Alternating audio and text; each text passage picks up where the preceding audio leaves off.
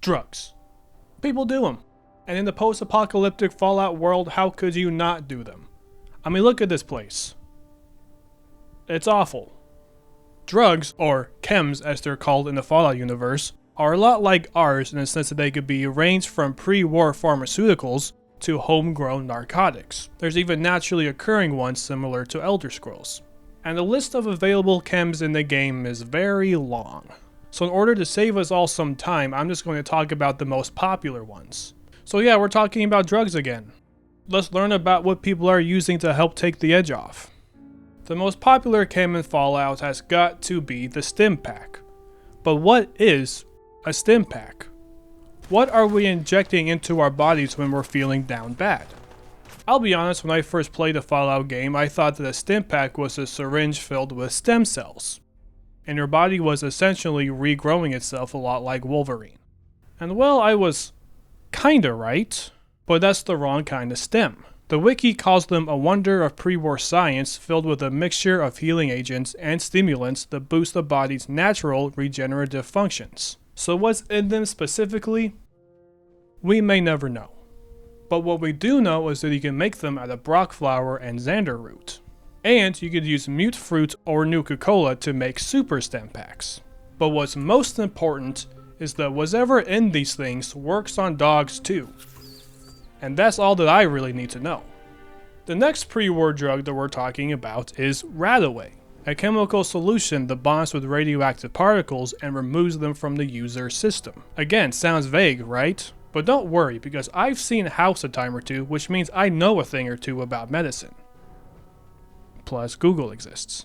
So I was able to learn that flushing out radioactive particles is a thing that we could actually do in real life with targeting medications. Like dithylotriamine pentacentric acid, first try, which binds to radioactive materials like plutonium and americinium. And then you just piss them out. The other drug is Prussian blue, and I'm not talking about the Bob Ross paint color. It's a pill that traps radioactive cesium and thallium in your digestive tract, making your shits radioactive instead of like all of you. But since rad-x is an IV drug, and only that first drug I mentioned is typically also an IV drug, then we could pretend that that's what's really inside a rad-x. So if you're going to be hanging out to the glowing sea a bunch, and you need to get rid of your rads, get ready, because you're going to be filling up piss jugs like your name is Ray LaFleur. Keep the whole table up and piss jugs and extension cords. Let's stick with radiation for a second, because in my short research about treating radiation, I also learned about potassium iodide, which when ingested blocks the thyroid from absorbing harmful radioactive isotopes. Sounds a lot like rad-x to me. But what's crazy is that before the war, 9 out of 10 doctors recommended a daily dose of rad-x to all Americans, which makes you wonder what the states of Big Pharma and healthcare was like pre-war. Must have been pretty crazy because healthcare is just so hard to get right? Now those are the non-addictive chemicals that we're going to talk about. Now let's move on to the chemicals that are more likely to be abused. This is where the fun begins. Starting with Med-X. Med-X is morphine. It's literally morphine. In fact, Med-X was going to be called morphine in Fallout 3, but that would have made the game illegal to distribute in Australia. So Bethesda had to censor all real-world drug references so that they could distribute their game in the land down under. So if you're ever wondering why the drugs in Fallout have a different name, it's because of these Speaking of Fallout drugs with different names, Adderall. Mentats are Adderall. Mentats were developed by MedTech Laboratories. You know how I was just wondering what the states of pre-Fallout's Big Pharma must have been like? Yeah, it's fucked. Because Mentats were specifically designed to be highly addictive. So what those bastards at MedTech would do is precede the areas that they were going to sell in with free drugs, i.e. get the people pre-addicted to boost sales for when Mentats are officially put on the market. They also did this with their fixer drug. a chem made to temporarily cure addiction. But MedTech would target school districts like Shaw High School in Boston, where the principal would use the book return system to distribute mentats to the students to make them smarter, to boost test scores, to increase funding, to then embezzle some of that funding. See, everything comes down to greed in this game. And to further target children, MedTech started developing yummy fruit-flavored variants of the drug and gave them away as prizes for history quizzes in Washington, D.C. MedTech is evil. I'd hate to see what they charge for insulin. Boy, that car sure is rusty. But I'm sure you could fix it with a good buff out. Buff out is, surprise, surprise, steroids. They were popular amongst athletes and members of the US military in order to replace unnecessary training, because taking shortcuts is always the best way. But it was never officially authorized for military use like Psycho was. We'll talk about that in a bit. Buff out was so popular that people started mixing them with other drugs, which is always such a good idea. And hybridized variants of the drugs were created like Buff Tats and Psycho Buffs. Oh look, it's been a bit. Psycho was developed as a military-grade performance drug. Psycho was developed by a private company that was acting as a research division for the United States Army during the Anchorage reclamation. And guess who the founder of that company was? That's right, General Constantine Chase, the general in charge of the Anchorage reclamation. He's the guy you're getting all your orders from in the Fallout 3 DLC Operation Anchorage. A general getting his own company military contracts? Smells pretty rotten to me. General Chase authorized his chief medical officer, Adrian Adami, to distribute Psycho rations to the troops during the final stages of the Battle of Anchorage. Physician's log, Dr. Adrian Adami, United States Army, Anchorage, Alaska, forward base. Considering what's at stake, General Chase and I both feel the chem codename Psycho can be of significant use during this operation. I've read the early clinical trials, and there are certainly some possible side effects. Dementia, psychotic aggression, and of course addiction. But the adverse effects do seem limited. Okay, I do realize the chem was developed by Chase's R&D division, but if the thing works, it works. Can we really afford to be picky at this point? And some of these ground pounders have family in Anchorage. I'll give them any boost I damn well can. I just hope my Hippocratic oath is still speaking to me when this whole mess is over with. So if you're ever wondering how the US military was able to come out on top during that conflict, Psycho and corporate greed played a pretty big role.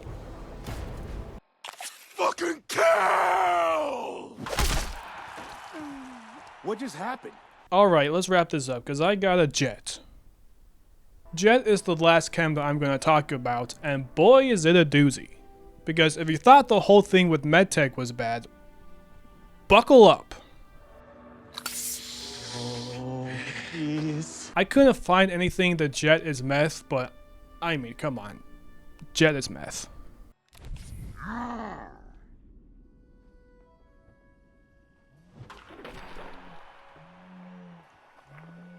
Jet started out as fumes from Brahmin poo. How does a mutated cow produce meth poos? It seems kind of complicated, but from what I could gather, it's pre-war meat companies wanted to increase their profit margins. Who would have thought, right? So they gave their cattle some kind of protein extract to do that. But if that extract becomes contaminated in any way, say its host gets mutated, then it acts as an amphetamine instead. Cattle mutate into Brahmin, meth protein becomes supercharged, Brahmin takes a shit, people get high off the stank, even 200 years later. So, there's this little turd of a child prodigy named Myron. He's hired by a guy named Big Jesus Mordino to make a really addictive drug so that he could take over the town of Redding. He wants to do this by sending in drugs so that he could get the town addicted, very similar to what MedTech did in Boston with mentats. Eventually, after rounds of testing and experimentation, which cost hundreds of slaves their lives, Myron developed a version of the chem that we know of as Jet, and it was ready to be pre-seeded into Reading. Whether or not Big Jesus Mordino was successful in this depends on the choices the player makes in Fallout 2. But the ironic thing is that Myron was stabbed to death by a Jet addict one night while having a drink in a place called The Den, which is described as a safe haven for drugs and slave trafficking. So that should help you in case you still weren't sure just what kind of person Myron was. So, you finally wise up, beautiful? Finally realize that I'm the only one for you? So in conclusion, drugs are bad. Drugs are bad. You shouldn't do drugs. But people do them. I don't condone it, but it's gonna happen. There are more chems that I could talk about, but they're either just variants of the chems that we did talk about, or there's just not enough info on them to bother. I don't do drugs, which seems to surprise a lot of people for some reason, so I have a tendency to also not do them in-game either. But who knows, maybe I'll start doing them. In-game. I mean, I'll start doing them in-game, now that I know more about them. I think it's supposed to be the other way around. I think once you know about them, you're supposed to not do them. That's what the whole point of public education is. Anyways, thanks for watching. Don't do drugs. Thank you and take care. All right, Burton. I'm here. Hurry up. Out with it. I have a lot of plans for this summer, and none of them involve chatting with you. Why, Ronald, I'm hurt. Skipping the pleasantries and getting right down to business. And after all we've accomplished together this semester. For the last time, you little snot, it's Principal Tanner. Fine, Principal Tanner. I'll make this quick. You've been giving me mentats to distribute to the students quietly and under the nose of the faculty. I have. Because of this, test scores have skyrocketed. The school board has noticed. We received quite an increase in funding, but the faculty doesn't know. No one here knows except you. And now, me. You've been skimming off the top and pocketing most of the funds. I want 50% of what you're embezzling. We'll go to Superintendent Marcella with this. What? How did you... When did you get so smart? You've been giving me brain pills every week. What did you expect, you pathetic little man? Well, so what if it's all true? No one's going to believe you. You're just a kid. And I'm the principal, and more importantly, an adult. Oh, I think they'll believe me, Ronald. Especially after they hear you admit everything in your own words. What are you talking about? Wait. Is that a holotape? You son of a...